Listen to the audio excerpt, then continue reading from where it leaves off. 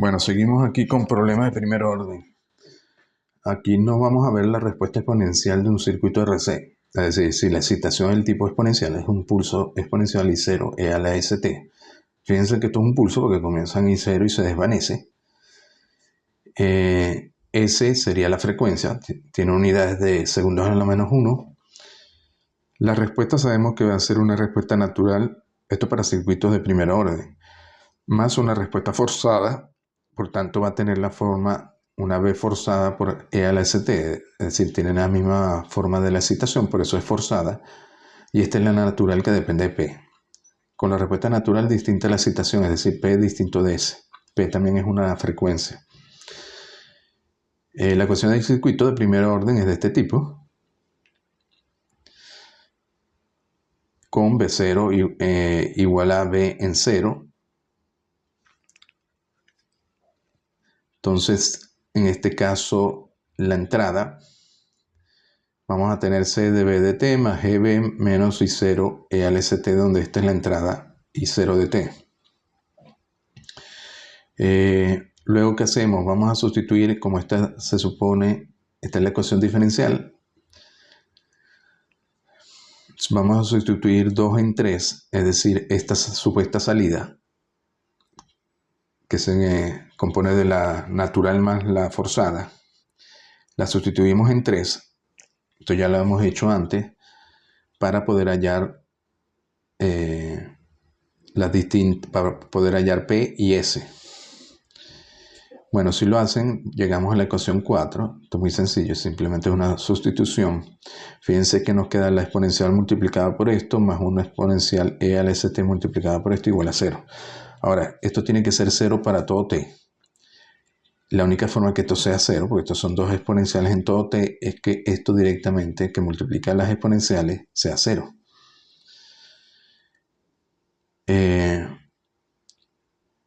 Luego tenemos que B en 0 es B0, pero de aquí, de 2, si evalúan en 0, le da K más BF, así que K más BF es igual a B0. Luego aquí, de 4, esto tiene que ser 0, CP más G tiene que ser 0, y esto tiene que ser 0. De aquí despejan P y les da lo esperado, menos 1 entre RC igual a menos alfa, así que P es igual a menos alfa. RC es la constante de tiempo, y BF tiene que ser igual a esto, y 0 sobre CS más G. Luego de 5, K es igual a B0 menos BF, es decir, esto de aquí, y sustituyen ahora en vez de T, sustituyen K y BF, y les da esta respuesta. Esa sería la respuesta exponencial, una respuesta genérica. Bueno, tiene la respuesta natural a la condición inicial, que se desvanece con el tiempo, y la respuesta debido a la fuente y la respuesta natural. Bueno, aquí tienen varios casos, porque como depende de S, tienen el caso normal de S menor que 0. La respuesta generalmente es de tipo pulso, un pulso. Aquí tienen S igual a menos alfa medio, menos 2 alfa medio. Y la respuesta es transitoria.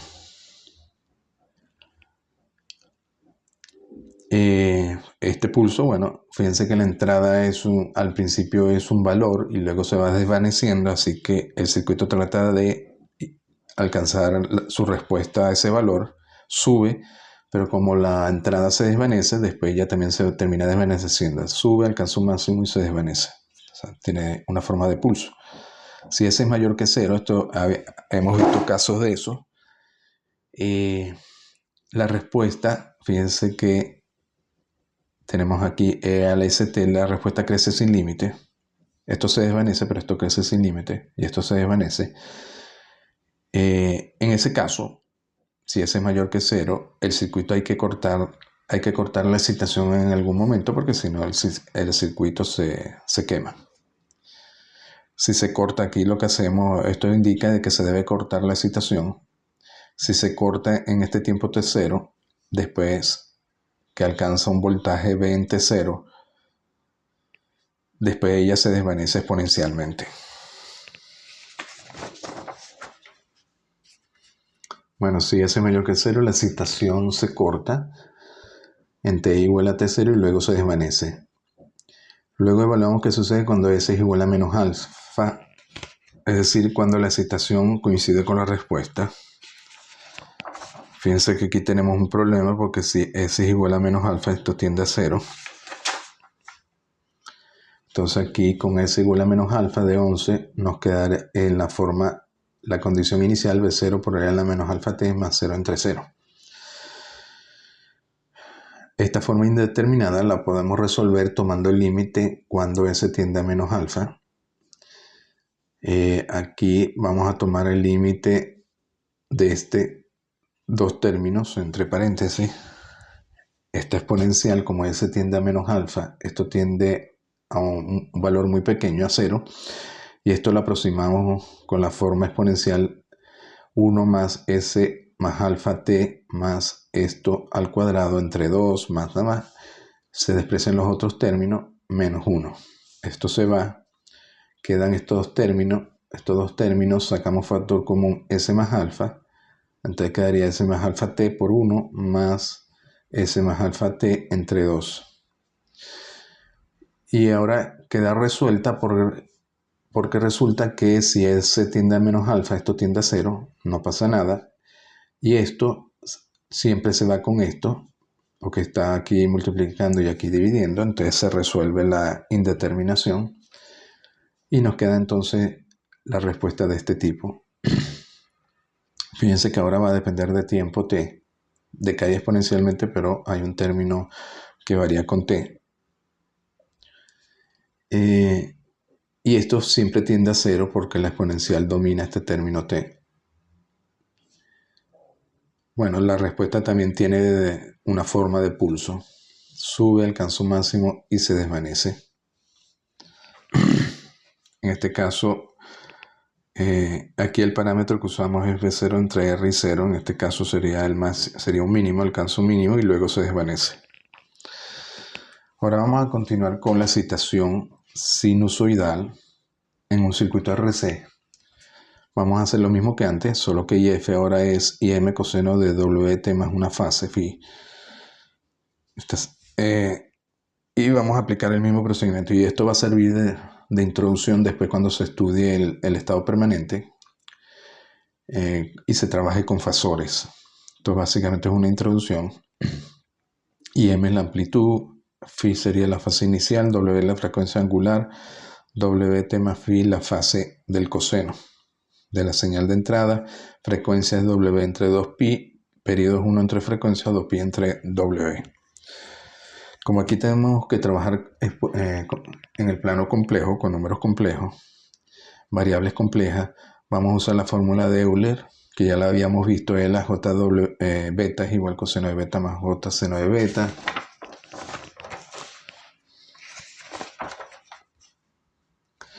Coseno de beta se puede expresar usando la fórmula de Euler, igual el seno. La excitación IF, que es IM coseno de W0T más phi, o WT más phi, la vamos a expresar como IM entre 2. Como esto es un coseno, aplicamos aquí 5. Entonces nos queda IM entre 2 por estas dos exponenciales. Luego sabemos que la respuesta, como la entrada, fíjense que la entrada, a pesar de que es un coseno, al final el coseno es equivalente a una excitación exponencial. Solo que aquí tenemos la excitación es exponencial compleja y tiene dos términos. Entonces, como la entrada ahora van a ser exponenciales, vamos a aplicar el resultado que ya teníamos, que las respuestas del circuito RC a estas exponenciales va a ser del tipo que ya habíamos visto en el problema anterior. Solo que ahora S va a ser JW, va a ser una frecuencia compleja y por tanto B de t va a ser igual a esta forma compleja. Esto es B de t complejo.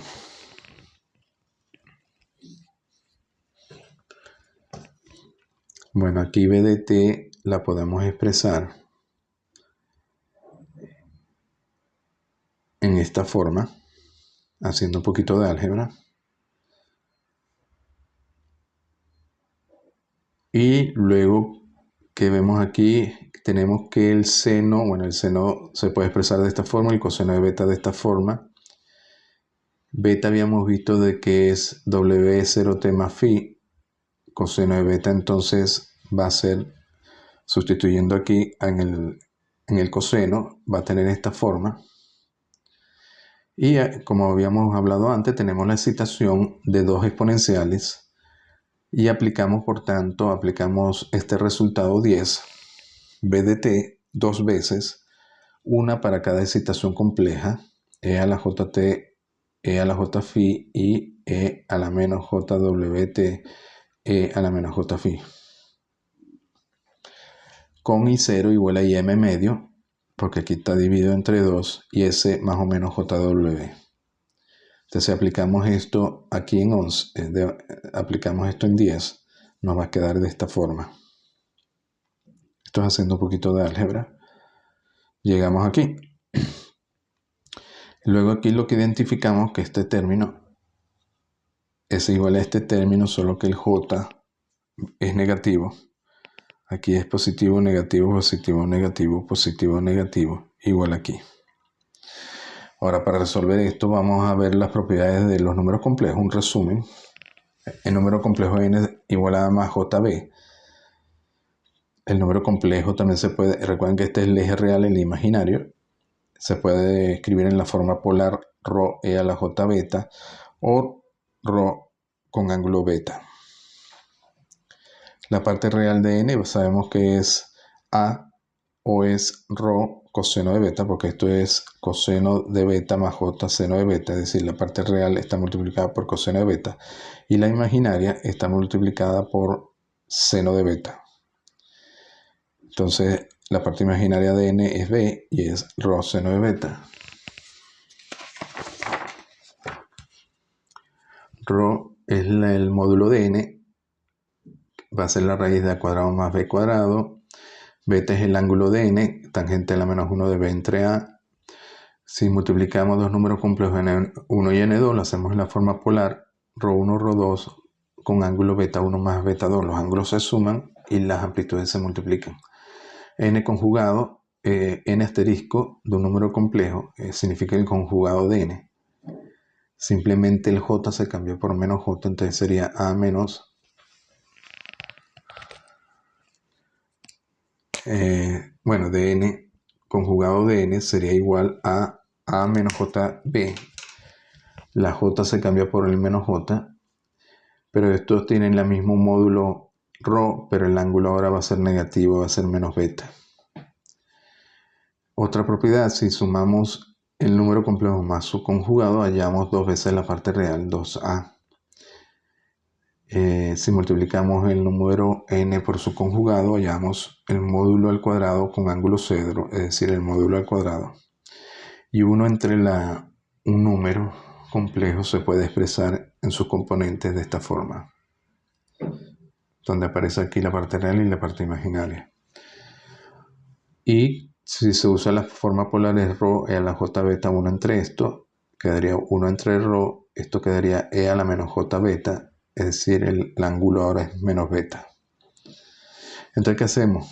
En el problema anterior, como aparecía un número complejo más sus conjugados, sabemos que eso va a ser dos veces la parte real, entonces aplicamos eso a la ecuación número 12.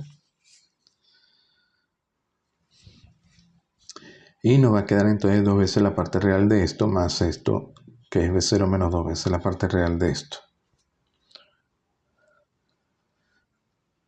Aquí, bueno, aquí este número complejo, que es el denominador g más jws, lo podemos expresar como un módulo con el ángulo.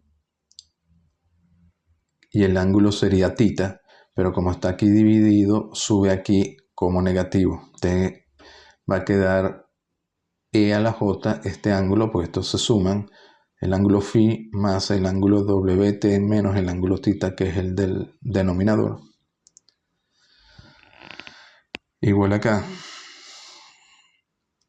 Y podemos llamar en este caso WT, llamamos a esto phi menos tita igual a este otro phi.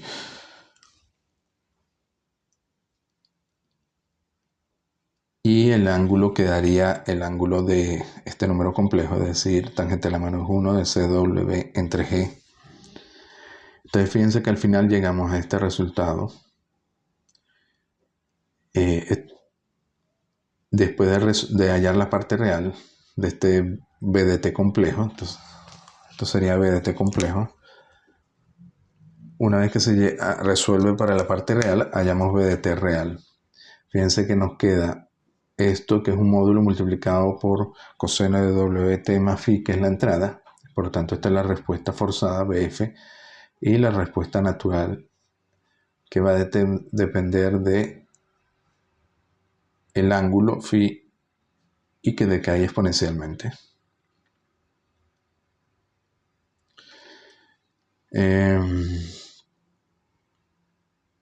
Bueno, aquí ya habíamos visto que el coseno de beta se podía expresar como la parte real de E a la J beta. La entrada, que es IF, que es IM coseno de WT más este ángulo, lo podemos expresar como la parte real de IM por E a la J phi por E a la JWT. Y lo que hacemos ahora, separamos esto de aquí de esto y nos quedaría un IF, que es complejo porque está multiplicado por E a la J phi por E a la JWT. Este IF complejo, que es IM por E a la J phi, lo vamos a llamar fasor de la onda senoidal. Fasor de la onda senoidal IF de t. Por tanto, BF complejo, que es este de aquí, o esta parte de aquí, BF complejo, lo podemos expresar como IM E a la J phi entre esto. Ese sería el fasor. IM por E a la J phi entre G más JWC. Pero resulta que IM en la J phi es IF complejo, es decir, es el fasor IF. Esto recuerden que sería el fasor BF. Es decir, el fasor BF se puede hallar como el fasor IF entre este fasor Y. Pero como es una corriente y esto es un voltaje, esto debe ser una admitancia. Entonces Y se llama la admitancia, el fasor admitancia va a ser G más JWC. Bueno, esto es un número complejo que se puede expresar como Y con un ángulo tita. Recuerden que el ángulo depende de esto y el ángulo de esto era tita. El inverso de Y, el fasor Z, va a ser una impedancia. Sería 1 entre esto. Y F entonces, IF es IM con ángulo phi. Y BF fasor va a ser IF entre Y o IF por Z. BF fasor va a ser igual a IF fasor por Z. Z es la admitancia, el fasor de admitancia, que es 1 entre el fasor de impedancia, perdón, que es 1 entre la admitancia. Bueno, BDT se puede expresar como una función natural más una forzada.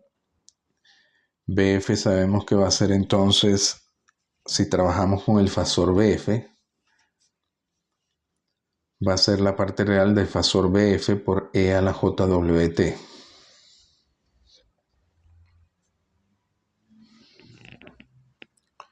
Es decir, va a ser de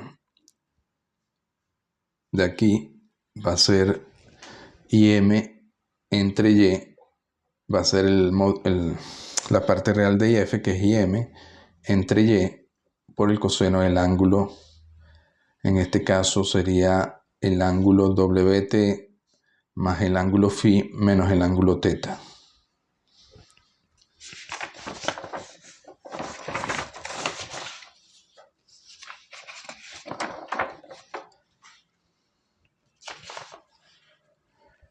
Por último, BF de t lo podemos expresar como de aquí, esto por el coseno de WT más este phi que es phi menos tita. Y esto lo podríamos expresar de esta forma, es decir, la parte real de BF fasor. Y de aquí Bn, fíjense que Bn tiene esta forma B0 menos esto, pero resulta que esto es BF evaluado en t igual a 0. Entonces Bn se puede expresar como B0 menos Bn evaluado en 0 por e a la menos alfa t. Bueno, los fasores también se ven como si fueran vectores, ¿no? Es decir, el fasor IF tiene una amplitud IM y un ángulo phi. Y el fasor también IF por E a la JW de t va a ser un fasor que tiene el mismo módulo IM, pero recuerden que el módulo de esto es 1, de E a la J cualquier cosa, el módulo es 1. Y por tanto tiene la misma amplitud IM, solo que el ángulo que forma con el eje real ahora va a ser WT más phi más WT y varía con t, es decir, va a ser un fasor con un ángulo variable en el tiempo que va a girar. Bueno, ahora vamos a ver unos problemas aplicados a lo que vimos anteriormente. Por ejemplo, aquí nos dicen el circuito RC en serie con una excitación exponencial E0 del tipo E0 mayúscula por E a la ST.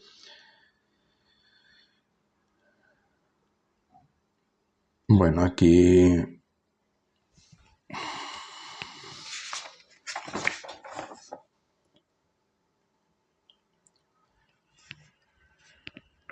vamos a aplicar, bueno, aquí podríamos aplicar directamente la fórmula para hallar I de t en la forma IN de t, una respuesta natural más IF de t, una respuesta forzada.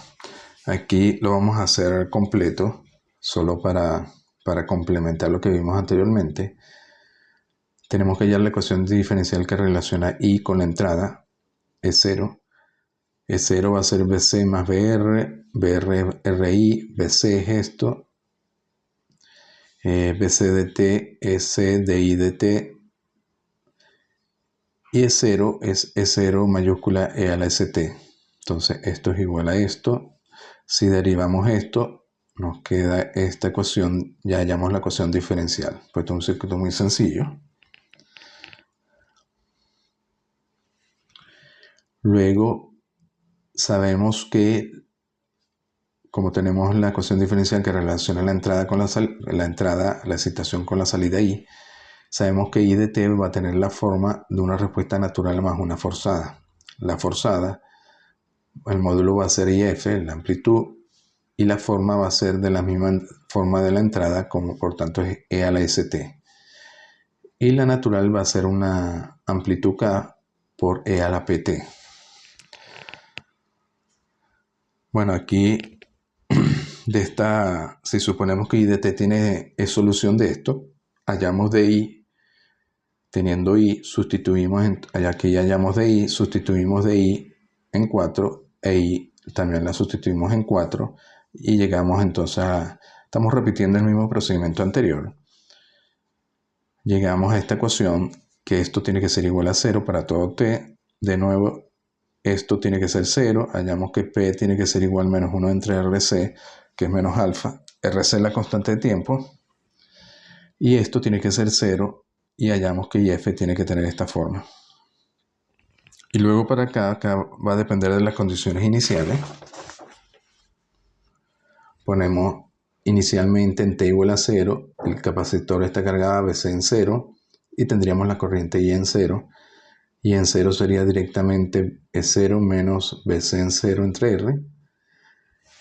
Y de 1, I en 0 tiene que ser igual, evaluando en 0, K más IF.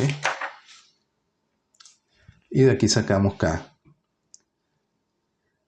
Pero resulta que tenemos IF. Y por tanto, si sustituimos IF, podemos hallar K después de hacer el álgebra y llegamos a esto. Luego sustituimos K e IF en I de t, hacemos el álgebra y llegamos al resultado esperado. Y efectivamente nos da una respuesta natural y una forzada. La natural depende de la condición inicial y de la respuesta natural de la frecuencia P, y la forzada depende de la frecuencia S.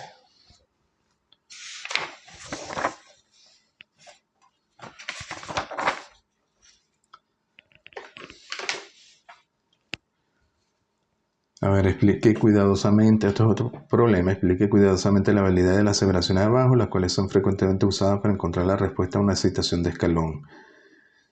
A en t igual a 0 más, el capacitor descargado actúa como un cortocircuito. Bueno, el capacitor tiene continuidad de voltaje, como estaba descargado, en t igual a 0 tiene que seguir descargado, y por tanto tiene una caída de voltaje 0 y se puede ver como un cortocircuito. Pero se puede ver como un cortocircuito, pero su corriente puede ser 0 o no. La parte B, en t igual a 0, el inductor descargado actúa como un circuito abierto. Bueno, de nuevo, si está descargado es porque tiene corriente inicial 0 y por tanto en t igual a 0 más se puede ver como un circuito abierto, pero su voltaje puede ser 0 o no. En t igual a infinito el capacitor es un circuito abierto, ¿sí? Porque el capacitor se carga, si trabajamos en CD, se carga y por tanto su corriente ya no cambia, su voltaje ya no cambia, es decir, el capacitor alcanza un voltaje constante y por tanto se puede ver como un circuito abierto porque la corriente se hace 0 en DC. Y el inductor se comporta como un cortocircuito en t igual a infinito. El inductor tiene voltaje 0, pues su corriente se hace constante. Y recuerden que el voltaje del inductor es L de I de T. Si I es constante, su caída de voltaje se hace 0 y se puede ver como un corto.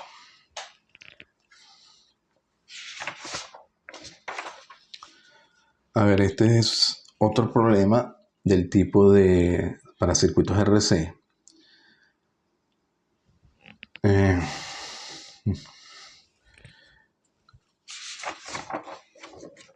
Bueno, esto mejor lo dejamos para el próximo vídeo. Este sería un circuito RC paralelo que se cita con una fuente del tipo constante I0 de t igual a 0 más una serie de pulsos. Entonces, bueno, seguimos en el próximo vídeo.